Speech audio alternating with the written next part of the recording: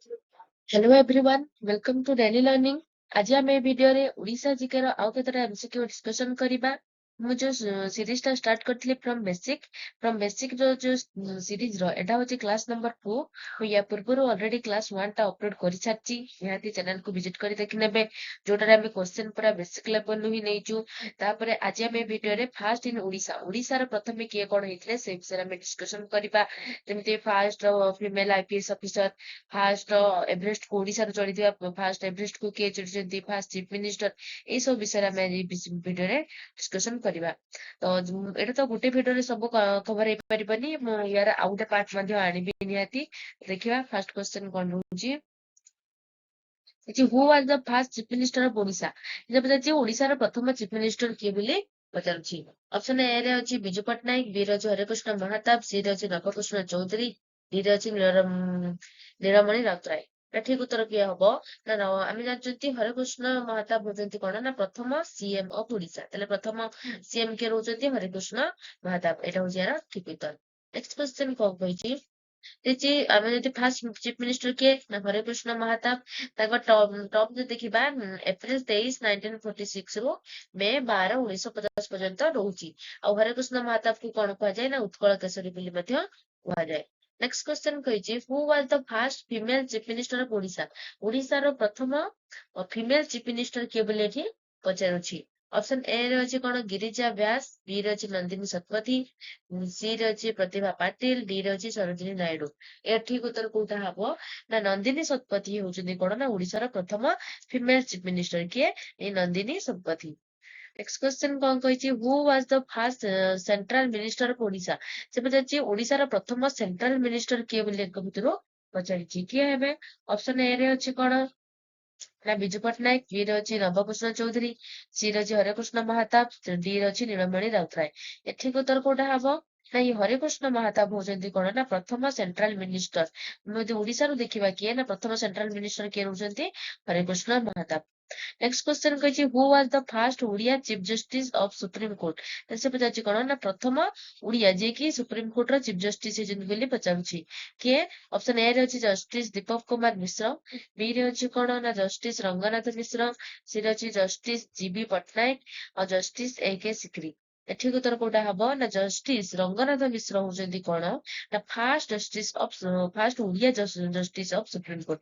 ଆମର ଯୋଉ supreme court ରହିଛି କୋଉଟା ଦିଲ୍ଲୀରେ, ତାର ପ୍ରଥମ ଓଡିଆ ଯିଏକି ଯୋଉ ଚିଫ ଜଷ୍ଟିସ ହେଇଥିଲେ ସେ କିଏ ନା ରଙ୍ଗନାଥ ମିଶ୍ର। ନେକ୍ସଟ क्वेश्चन କହିଛି who was the first women IPS officer from Odisha. ଆମେ ଦେଖିବା ଓଡିଶାରୁ ପ୍ରଥମ ଓମେନ ବା ଫିମେଲ ଆଇପିଏସ୍ ଅଫିସର କିଏ ବୋଲି ଏଠି ପଚାରୁଛି। ଅପସନ ଏ ରେ ଅଛି କଣ ନା ଅର୍ଚ୍ଚନା ରାମସୁନ୍ଦରମ, ବି ରେ ଅଛି କଣ ନା ଅର୍ପିତା ସାରଙ୍ଗୀ, ସି ରେ ଅଛି ସୌମ୍ୟ ମିଶ୍ର, ଆଉ ଡି ରେ ଅଛି କିରଣ ବେଦୀ। ଏଠିକ ଉତ୍ତର କୋଉଟା ହବ ଯଦି ଆମେ ଦେଖିବା first women IPS officer of Odisha ସେ କିଏ ହଉଛନ୍ତି ନା ସୌମ୍ୟା ମିଶ୍ର। କିଏ ହଉଛନ୍ତି ଏହାର ଠିକ ଉତ୍ତର ନା ସୌମ୍ୟା ମିଶ୍ର ହଉଛନ୍ତି ପ୍ରଥମ Odia IPS officer. Next question କହିଛି who was the first women IAS officer from Odisha. ଆମେ ଏଟା ଦେଖିଲେ କଣ ନା ଫାର୍ଷ୍ଟ ଓମେନ ଆଇପିଏସ୍ ଅଫିସର ହଉଛନ୍ତି କିଏ ନା ସୌମ୍ୟା ମିଶ୍ର।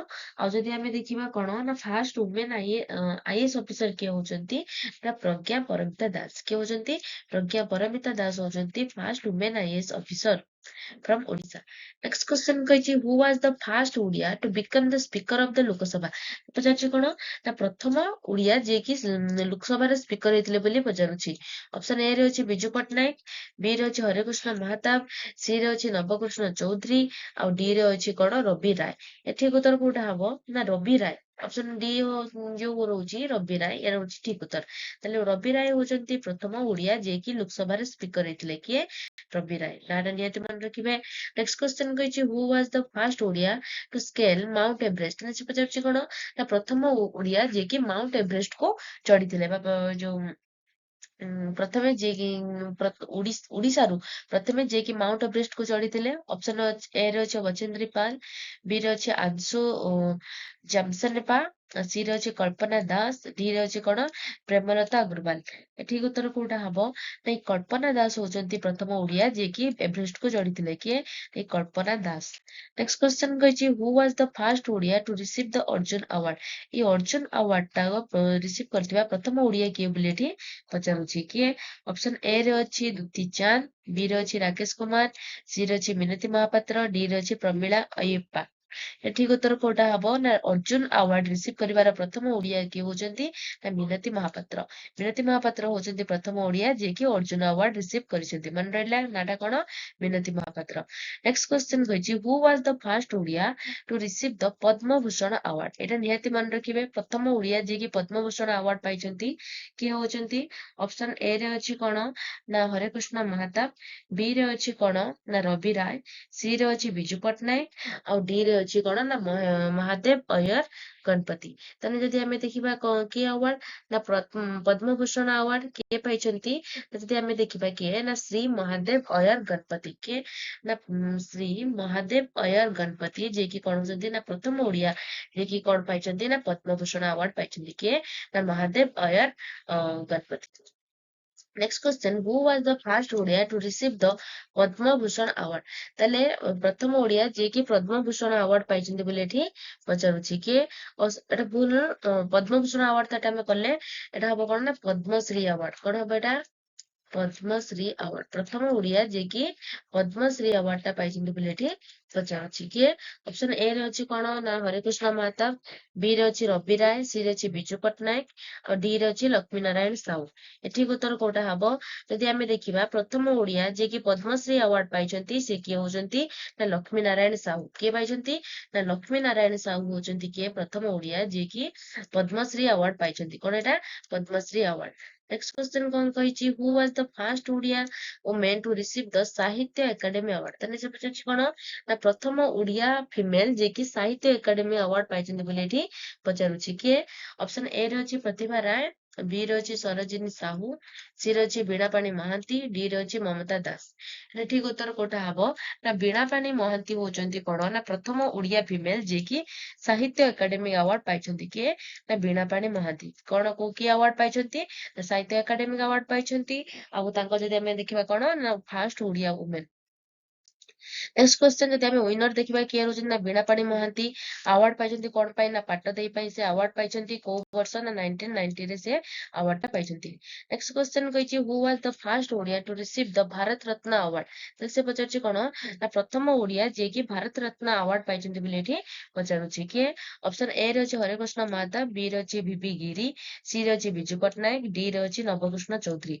एटा किए हबो ना जदि हमें देखिबा हम ओडिसा रु प्रथमे के ना वीपी गिरी ताको फुल नेम देखिबा कोन ना भैरवगिरी वेंकटेश भैरवगिरी वेंकटगिरी जे कोन पाइछन्ती कोन ना भारत रत्न अवार्ड जे कि हिचन्ती कोन ना फर्स्ट ओडिया जे कि भारत रत्न अवार्ड पाइछन्ती। नेक्स्ट क्वेश्चन कहिछि who was the first air marshal from Odisha. त से पचारछि कोन ना प्रथम एयर मार्शल ओडिसा रु प्रथम एयर मार्शल किए बोली एठी पचारुछि। ऑप्शन ए रे अछि कोन ना ललितेन्दु मानसिंह, बी रे अछि सरोज जेना, सी रे अछि नीलमणि सेनापति, डी रे अछि माधव चंद्र पटनायक। ठीक उत्तर कोटा हबो ना सरोज जेना होचंती प्रथम ओडिया बा first air marshal from Odisha Odisha रु प्रथम एयर मार्शल हेतिबा किए ना सरोज जेना। नेक्स्ट क्वेश्चन कहिछि which was the first Odia newspaper. तने से पचारछि कोन प्रथम ओडिया न्यूज़पेपर एक भितरु कोउटा बोली पचारुछि। ऑप्शन ए अछि द समाज, बी रे अछि उत्कल दीपिका, सी रे अछि आशा, डी रे अछि विधदायिनी। ठीक उत्तर कोटा हबो ना उत्कल दीपिका होछि कोन ना प्रथम न्यूज़पेपर। तले प्रथम न्यूज़पेपर किए रहउछि ना उत्कल दीपिका होछि प्रथम न्यूज़पेपर।